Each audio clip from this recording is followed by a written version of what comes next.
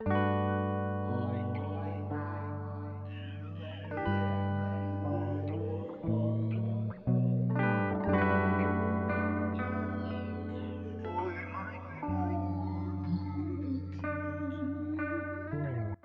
technique de réanimation cardiovasculaire dite RCR est une, technique de réanimation.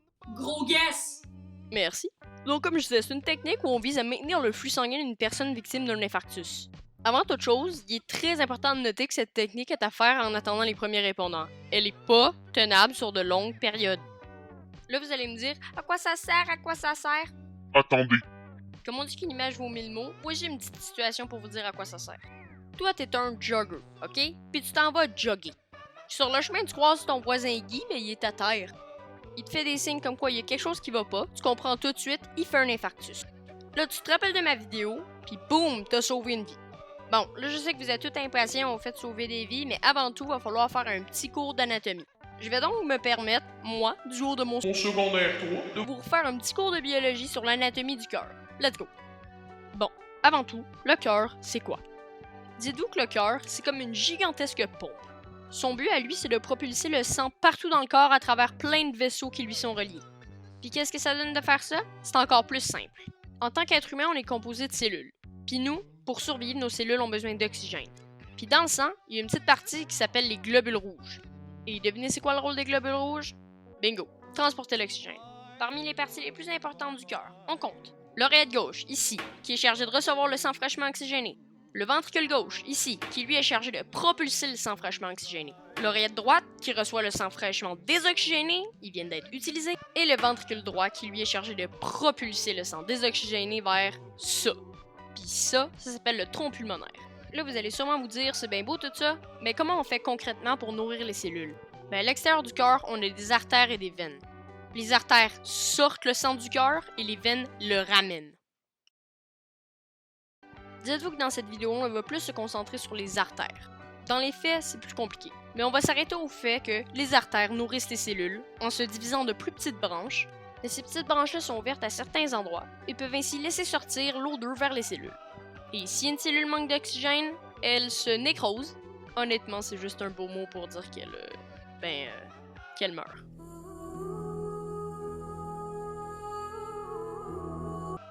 Là, j'ai répondu à plein de questions évidentes, mais pas la plus évidente. Comment est-ce que le cœur bat?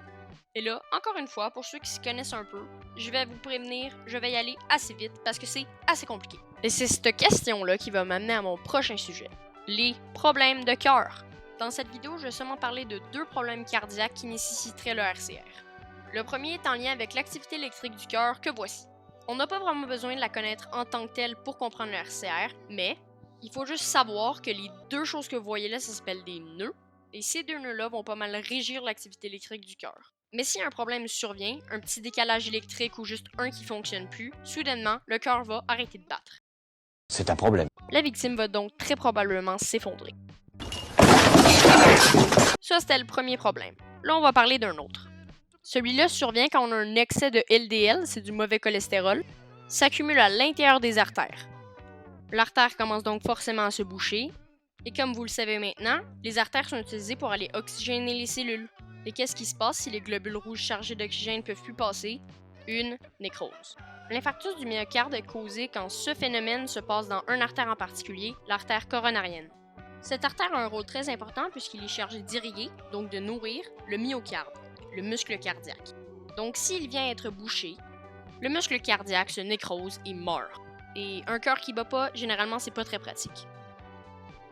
Bon, après un petit cours d'anatomie de 4 minutes de vidéo, on est enfin prêt à parler du RCR. On va y aller étape par étape, comme si j'étais à côté de vous lorsque ça arrivait. Première étape, vérifier les alentours de la victime. Avant d'aller sauver qui que ce soit, il faut s'assurer qu'on ne soit pas en danger si on y va. Si la personne est dans un milieu dangereux, que ce soit un membre de famille ou un parfait inconnu, c'est triste, mais il faut le laisser là. Un milieu dangereux, ça pourrait par exemple être une fuite de gaz, des fils électriques lousses, un trou béant ou tout autre objet qui pourrait mettre votre santé en jeu. Si le milieu est sécure, on peut passer à l'étape 2. Deuxième étape, vérifier le niveau de conscience de la victime. Vérifier si la victime est consciente ou pas en lui tapant sur l'épaule et en lui parlant très fort. Au Québec, il faut le consentement de la victime avant de performer le RCR. Donc si elle est consciente et qu'elle dit non, c'est non. Par contre, si elle est inconsciente et ne répond pas, ça devient automatiquement un oui. Étape 3. Appelez le 911. Évidemment, comme dans toute situation d'urgence, il faut à tout prix appeler le 911.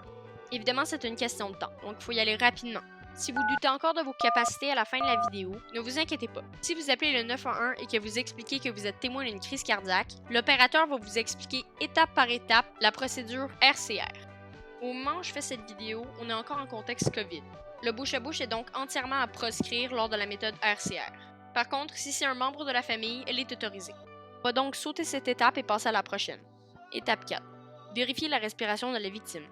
Une des meilleures manières de vérifier la respiration d'une victime, c'est de regarder si sa cage thoracique se soulève à une fréquence normale.